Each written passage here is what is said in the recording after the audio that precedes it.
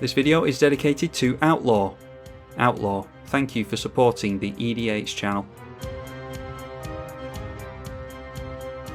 Lurrus of the Dream Den, the Voltron variant, versus Krenko Mob Boss.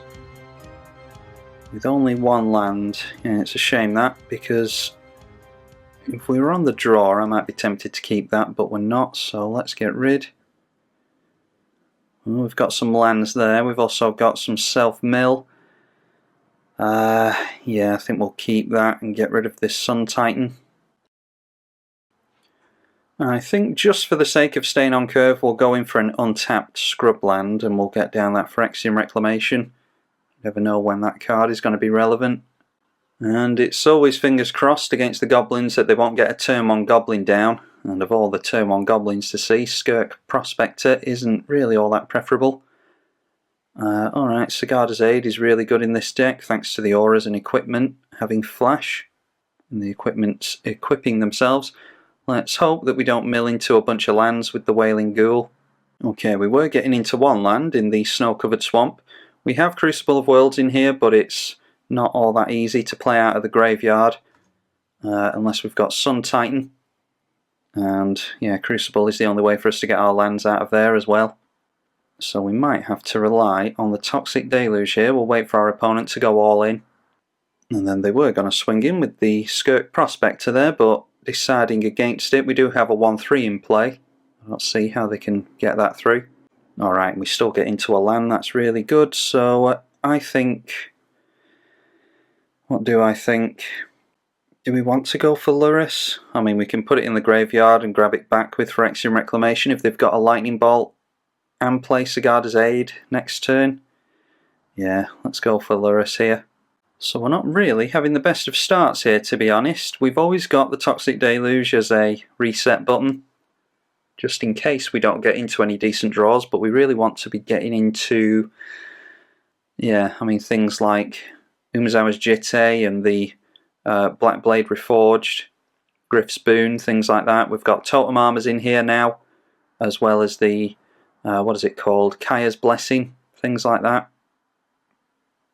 Oh, it's not Kaya's Blessing, is it? Kaya's Ghost Form, I think it's called. Lots of enchantments that make it difficult for our opponent to remove Lurrus. Our opponent deciding to sacrifice a creature in order to get up to 4 mana, so probably going in for their commander. And there it is. Probably wait a turn or two. We can afford to take some damage because we've got the life gain on Lurrus and we want to buff our commander anyway. Alright, but they're going for another goblin here right away. Ah, there we go, there's that lightning bolt that I thought they might have. So, yeah, I think we'll still wait a turn or two for the Toxic Deluge. We'll wait for them to commit to that and get down to as many cards as possible. Alright, and open the armory now. I think we can... We can maybe do that next turn. Yeah, let's concentrate on the Phyrexian Reclamation here. Actually, we don't need to do it yet, do we? Let's go for the Sigarda's Aid first. And then we can grab back our Lurrus at the end of the turn. They might play around something if we have 2 mana held up. And we just want the goblins to go as slow as possible.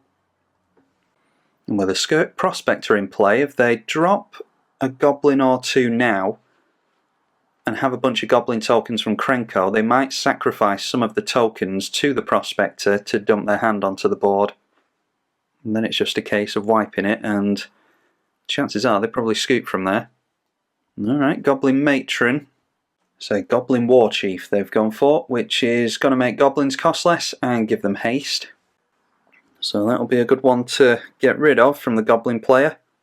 Then obviously not swinging in, they're going to activate Krenko at the end of the turn, so we will activate our Phyrexian Reclamation. And I wonder if it's actually worth the Toxic Deluge next turn. Will that slow them down more? They are nowhere near their commander. It does keep goblins in their hand, but Does it really matter if they can't get Krenko down? Yeah, thinking about it, I might go for it now, especially if they're just going to concede to it anyway. We might as well encourage the concession right now, if it is going to happen at all. And they sacrifice Goblin Matron in response, so they've got 1 mana floating. And then going for last ditch effort, sacrifice any number of creatures, and it deals that much damage to any target. So they just sack 2 creatures and deal 2 damage to us here. Okay, I don't think they actually sacrificed any creatures there, so wasn't much point in casting that. But they're a million miles away from their commander anyway. If they go for the Goblin War Chief and drop a land, they can actually get their commander down next turn, so 4, 5, oh, they'll need 2 lands, won't they, before they can get Krenko down again. So getting straight into the Goblin that they tutored for, and then swinging in for 2 points of damage onto us. If we get into a land next turn, I'm thinking we go Open the Armory into Dark Confident, and we'll grab a token, a Totem armor with Open the Armory. Probably one that gives first strike. That should be pretty good against goblins. Instead getting into Sentinel Eyes, which is +1/+1 and Vigilance. No land, unfortunately. So apparently we're going to have to rely on Dark Confident. It's a risky one. Yeah, it's a risky one, but our opponent wants to swing in with goblins anyway, and they're going to struggle to get into their commander again, so I think we've got some time. And like I said, we can always regain the life with Lurrus anyway. So we're on a bit of a go slow ourselves here. And Goblin King showing up now with funny new artwork. We don't have any mountains in an Orzhov deck, so no need to worry about that particularly. And then Frenzied Goblin, whenever it attacks, you can pay red, and a target creature can't block this turn, fair enough. So we've got a lot of damage coming in this turn. What's that? 5, 6 and 7, and then potentially more next turn off of the Confident. But they're going to keep turning everything sideways, so we can block with Dark Confident whenever we want anyway, if we're worried about losing life. Now Basilisk Collar, that's interesting. And they have gotten into that land they need, so 1 more and they can get Krenko down again. Deciding just to go in with 2 creatures. We are not going to block, so we'll just take the hit for 5 here. And hopefully our gamble by getting down the Dark Confident will work. We definitely want to get into a land here, because it's turn 6 and we've only got 3. Oh, that's rough. Yeah, that's really bad. So why don't we just go in for Lurrus while we've got the chance. Yeah, I don't like that. I'd like to get down I wanted to get down Sentinel's Eyes at least onto Lurrus, then it's +1/+1, and we can actually block a 2-power creature and gain a bit of life. Makes the maths on the combat much more difficult. Anyway, we'll pass it like that and see what our opponent does. We can always go for Darksteel Citadel with Open the Armory. Torch Courier is haste, and it can be sacrificed to give another creature haste. So I'm not going in for their commander this turn. Then they are putting the Basilisk Collar onto the Goblin War Chief, not really worried about how much life they gain. And we're likely not going to be able to block anyway, thanks to the Frenzied Goblin. Not block with the Lurrus anyway. So we might have to block here. We're taking a hit for 6 if we block the War Chief. Is it best to just take them off of a creature? Yeah, I think we're best taking them off the Frenzied Goblin here if we can help it. It does mean drawing 1 less card next turn though. So obviously making it so that Lurrus can't block. We will block with Dark Confident. Like I said, I don't want to really do that, but it takes them down a creature, so there's less damage next turn. And then there's less damage from the Dark Confident itself. Leonin Relic Warder, yeah, I don't really care about that either. Let's open the armory then, I think, and we can hold up Sentinel's Eyes at instant speed onto the Lurrus. Or we could just go for it now, couldn't we, and swing in and gain a bit of life. We need something that we can actually cast next turn if we don't get into a land. All that glitters is probably the best bet. Spirit Mantle would be good as well, so that we can just block all day long. That goes well with the Vigilance. We'll get +1, 2, 3 and 4 from that. +5 is 5, 6, 7, that's an 8/7. That's an 8/7 with Vigilance, all Lurrus would be. Yeah, I'm just going to go for the All That Glitters here. And then instead of using it as a combat trick, I'll just put the Sentinel Eyes here now, because they're not going to block with their Goblin King. And then it's just fingers crossed that there's no Lightning Bolt. At least we've already seen that. And Shock won't take out our Lurrus anymore. But yeah, we haven't done as well as I have seen this deck do in the past, this game. Been playtesting it quite vigorously lately. So there we go, we jump up to 13, which is not great, but it's still better than what we were at previously. They can still go for their commander if they have a land, and they can give it haste as well. But this is where the vigilance is really going to come into play, because we can still swing in, especially if we give it some kind of evasion. We can still swing in and gain a bunch of life, and then they can't go wide on us because we'll just block with Lurrus and gain a bunch of life ourselves again, so it's like we're gaining life twice. Okay, Slate of Ancestry when they are down to 1 card in hand. Discard your hand and draw for each creature you control. If they get down their commander next turn, that'll be really scary.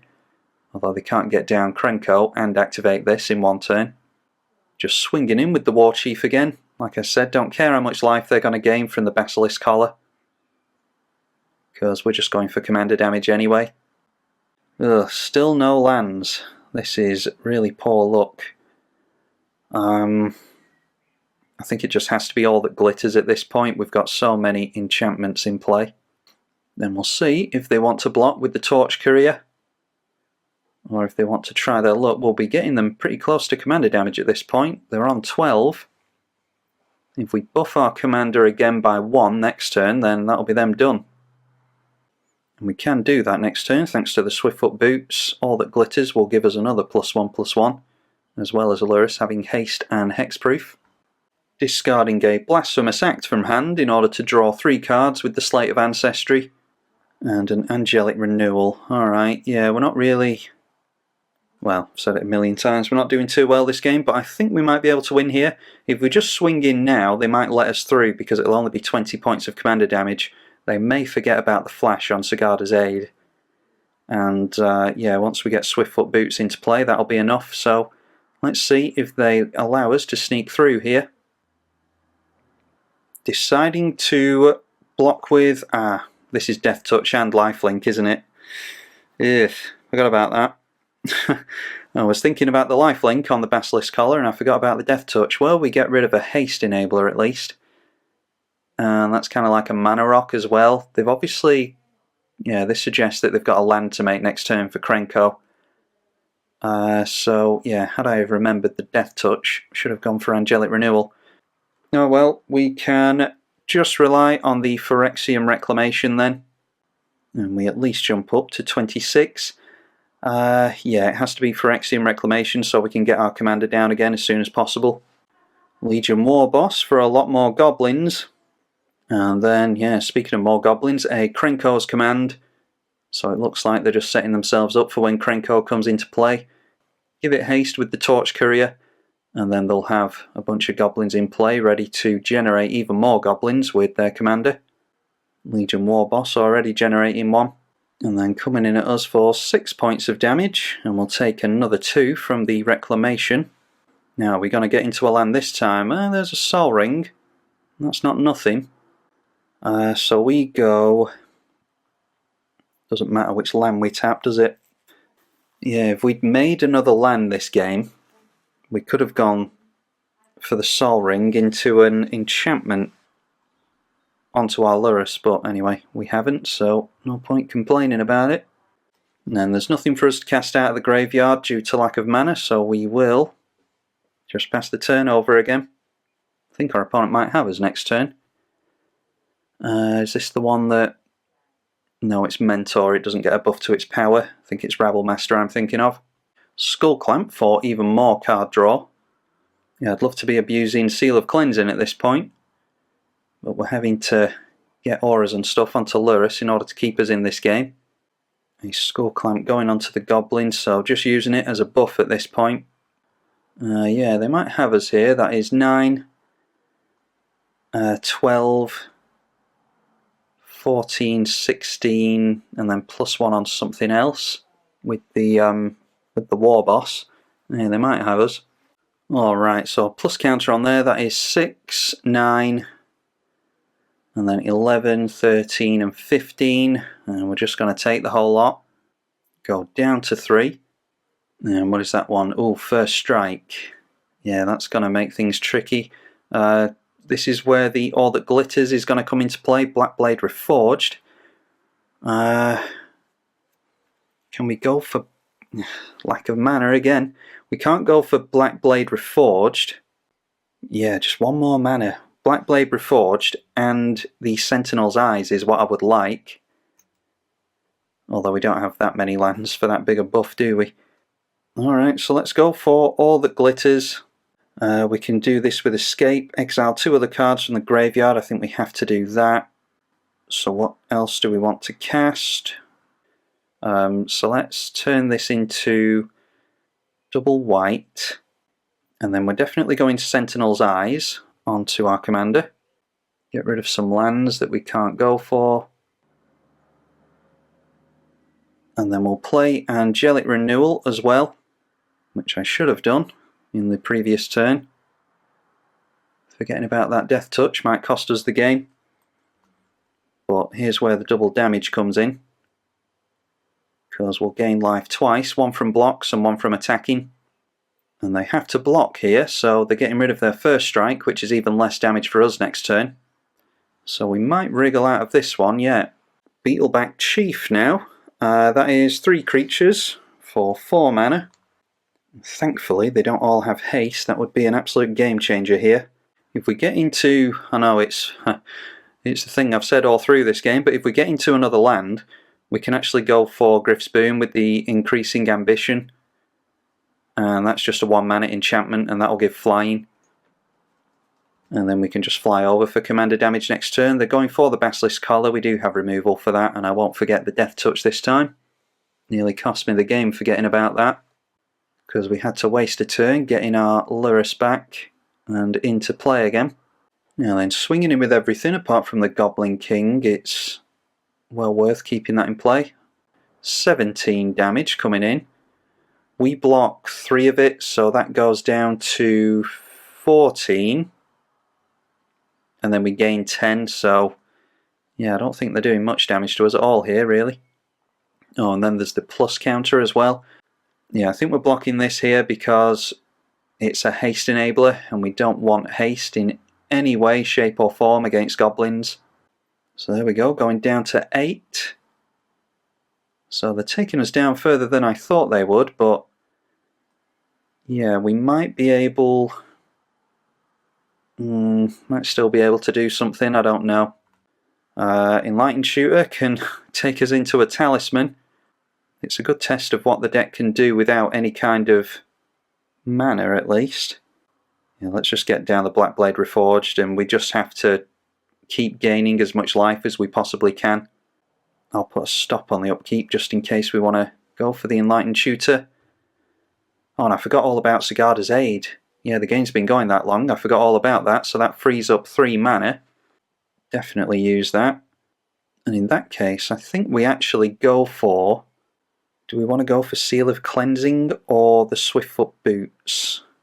I think Seal of Cleansing onto the Slate of Ancestry. And then maybe that'll encourage them to go for their commander, and then we can tutor up a Darksteel Mutation.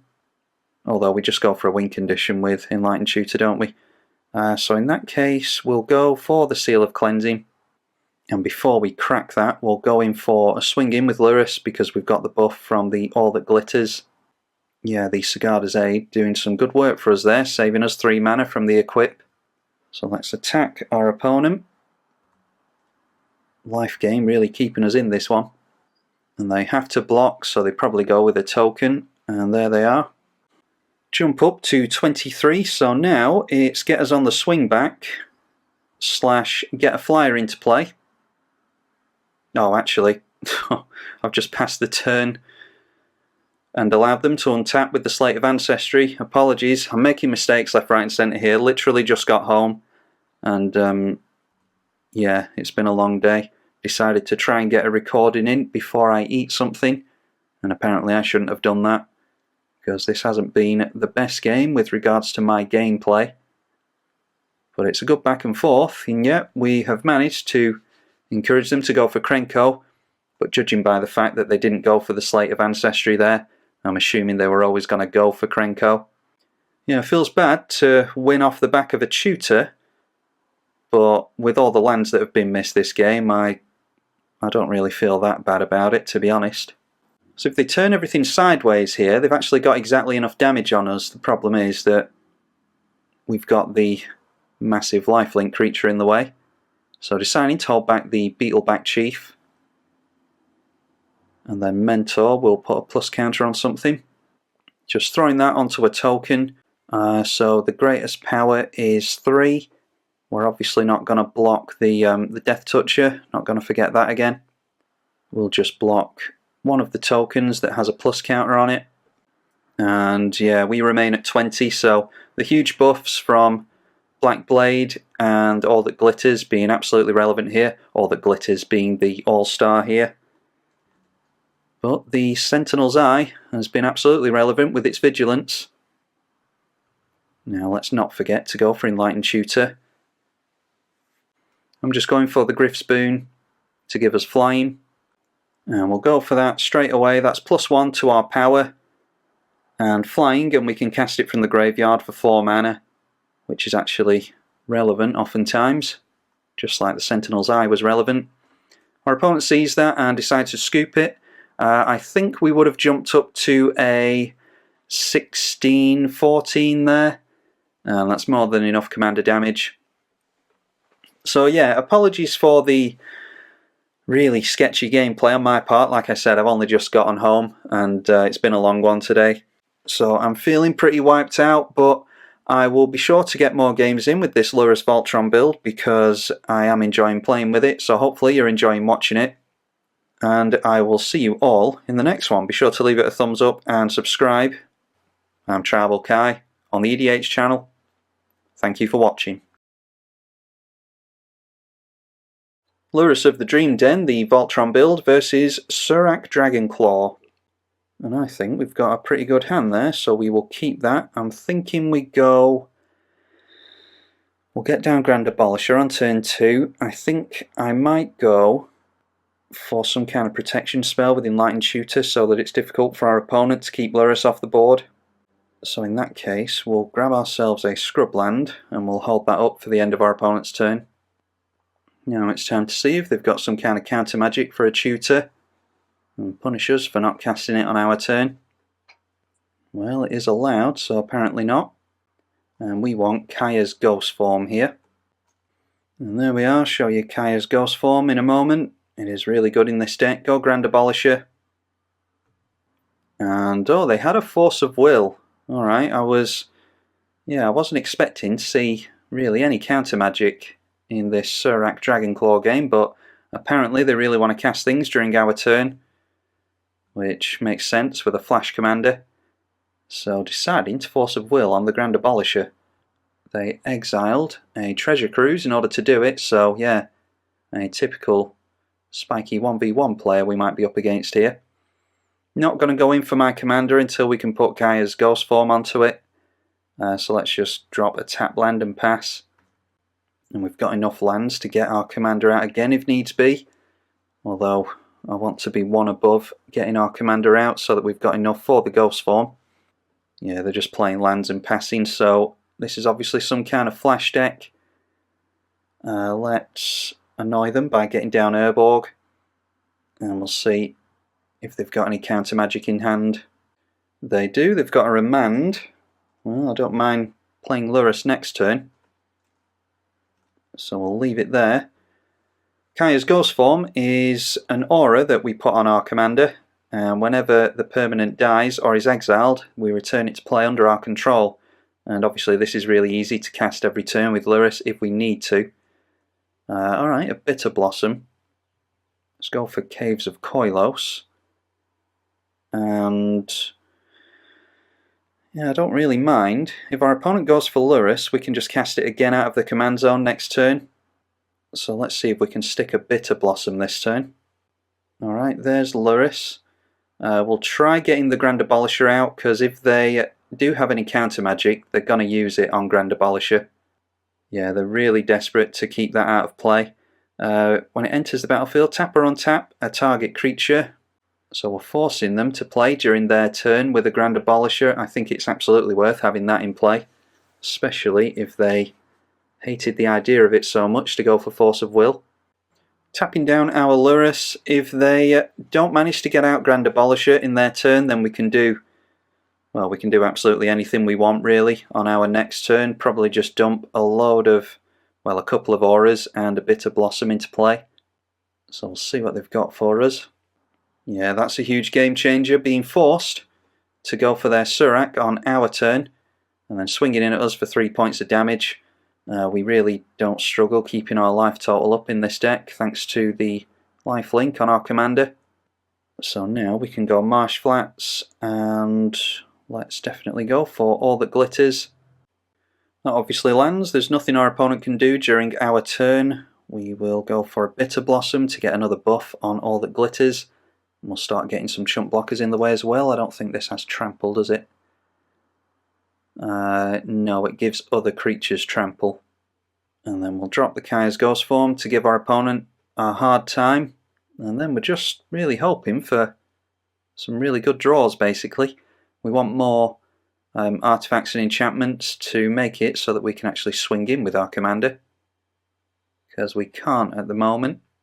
So we'll just have to leave it there. This looks like Chord of Calling to me. And yeah, there it is. Search for a creature with X in its cost. That would usually be Prophet of Kruphix, but it's not as useful with a Grand Abolisher in play. It is a Kiki-Jiki. Is that infinite? Yeah, I think they've got infinite on us there. So all they're doing here is going for Kiki-Jiki onto the Bounding Krasis. They have haste because of the Kiki-Jiki itself, and whenever these come in they can untap or tap a target creature. They're obviously untapping Kiki-Jiki so that they can make more Bounding Krasis, and they can do this forever and go wide on us. So the life gain from our commander is going to be irrelevant here. So yeah, dying to a combo win that included a tutor. Don't really feel too bad about that, to be honest.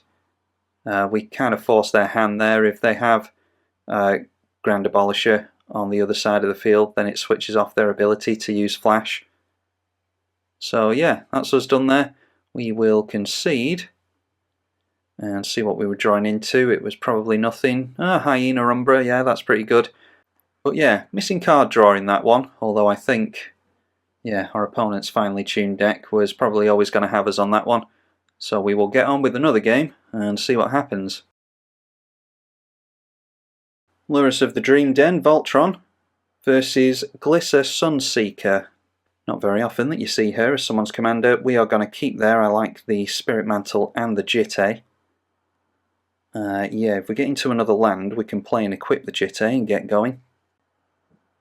Or actually, what we could do is play that on turn 2, our commander on turn 3, and then go for Spirit Mantle and an equip, especially with another land that we've just gotten into. That is the plan so far. And it looks as though this is an Elf Tribal deck. They've got Leaf Glider, probably getting down their commander next turn. Although we've got a Darksteel Mutation for it now, so yeah, we'll bait them to get into their commander, although I dare say they would have gone in for it anyway. And we'll get down the Jitte, and then we might have to take a turn off and go for the Darksteel Mutation next turn. But it takes them off their commander, so it's well worth it. And there we are, they go in for their commander, as we thought they would, so it's definitely a Darksteel Mutation next turn. Another land for us. Let's go for a Plains into that. So now it's a case of seeing if they've got Reclamation Sage or something like that. I wouldn't have thought they'd managed to deal with Lurrus all that well, so we can always go Lurrus into the Darksteel Mutation again and just play the long game. Undergrowth Champion for them, and that's landfall, and it gets plus counters and has damage removed from it and stuff like that. 4 cards left in hand with 2 mana held open, and they are swinging in with one of their mana dorks, so only 1 mana left.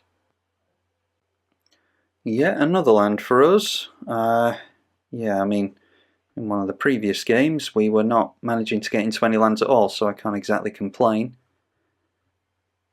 But we don't want to get flooded now. We'll get down our Lurrus. Can't go for any kind of enchantment, unfortunately. But we'll get that down and hope that Lurrus survives until next turn.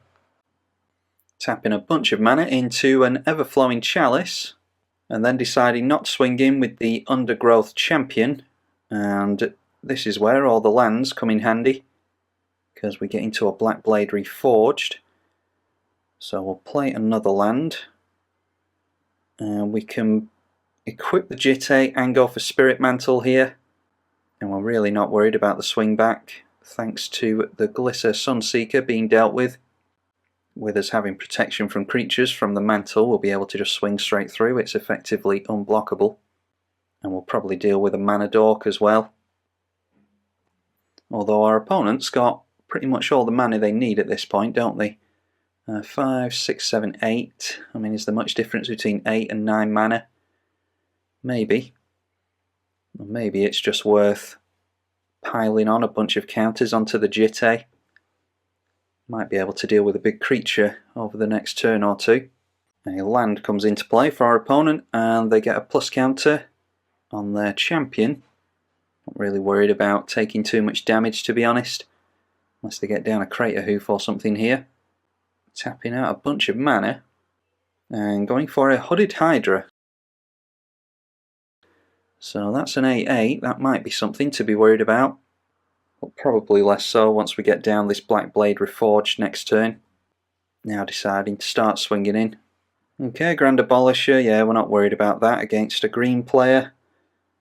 I mean, they could have instant speed interaction with our stuff, but we'll just concentrate on the Black Blade Reforged here. And we'll get our 4 counters onto Umezawa's Jitte. One more attack with our Lurrus ought to do it after this, because we'll take them up to... Oh, actually, can we do something now? This is +2/+2, which is 14. No, we still can't get them quite. But the buff from the Jitte might be useful if they deal with the Black Blade. Yeah, they need to deal with us this turn, basically. You probably go after the Spirit Mantle so that we don't have unblockable, but you need to exile it is the problem. Tapping a lot of mana again. Our opponent's got a lot of bombs that they've gotten into. And there's a Woodfall Primus. Now, what do they go for here? They can't go for our commander. And it's got protection from creatures anyway, so they couldn't target it even if they did have that tied onto their ability. Yeah, what do they go for? They go for the Spirit Mantle. I mean, we can just recast it again next turn, so... Yeah, this is the problem with Lurrus. And thanks to all the life gain, we're not really worried about the swing back. Although they will get a couple of plus counters thanks to Evolving Wilds. And that jumps up to a 6/6. We've got an 8/8 Hydra coming in as well, so 14 points of damage. Green doing what green does best and ramping into big bombs, but it's not going to be good enough, I'm afraid. We get into Buried Ruin, we will play that. That will actually allow us to go for a 5 mana spell if we don't manage to take our opponent out here. That manages to land and our opponent scoops it up, so all we do there is turn sideways and we take them up to 25 points of commander damage, I think it is. And then even if they've got some means of removing the Spirit Mantle, we can go for Gravebreaker Lamia, and that not only gets another lifelink blocker into play, but it can shoot something into the bin. That's an Entomb with legs. So we probably just go for, I don't know, a flyer or something. My go-to is the Griff's Boon. That's a 1 mana enchantment that we've used in a previous game today. So anyway, I think that's going to be me done. I said in a previous game I'm feeling pretty wiped here, so apologies for any of the misplays or anything like that, but I think we've done a decent job of showing off what you can do with Lurrus. Be sure to like and subscribe if you did like the content, and I will hopefully see you all in the next one. I'm tribalkai on the EDH channel. Thank you for watching.